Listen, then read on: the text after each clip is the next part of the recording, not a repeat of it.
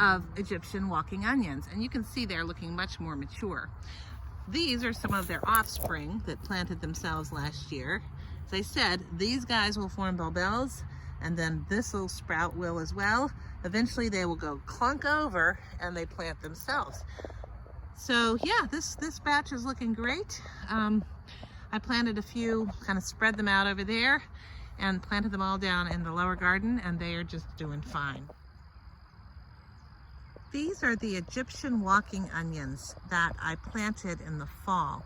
These were planted from small, tiny little bulbils that you get. They look like itty bitty teeny miniature onions, and then you can plant them and they will grow in to a cluster of onions like this.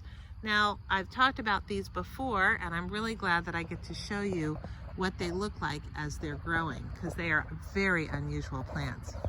So this cluster is growing into its maturity. Now, if we dug down in here, we would see something that was developing like a tiny, like an elongated onion bulb. I'm going to leave most of those in the ground this year, because that is the source of the plant.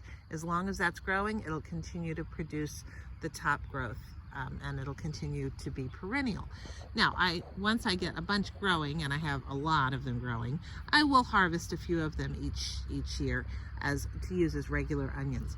In the meantime, I have actually been harvesting these stems, these leaves on the plant. They taste like onions. I've been using them in stir fries and things like that.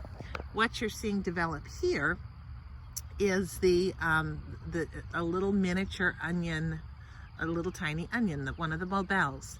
Now this will then, and is, as you see here, sprouting out another stem. And this stem will ultimately produce, many of them will ultimately produce another set of little tiny mini onions, or bulbils. You can best see that up here on this one. So you can see this bulb that has developed, and out of it is springing several different sprouts. Each one of those is going to have its own little cluster of teeny tiny mini onions. Now, gravity will ultimately take its toll, and this is why they're called Egyptian walking onions.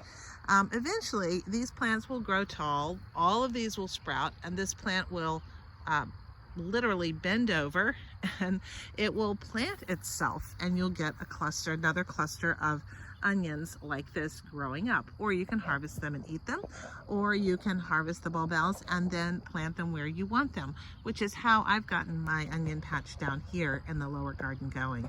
Last year I planted about 8 little tiny clusters of onions, and then I got a big huge harvest, and then I took those little tiny ones and I planted them throughout my lower garden.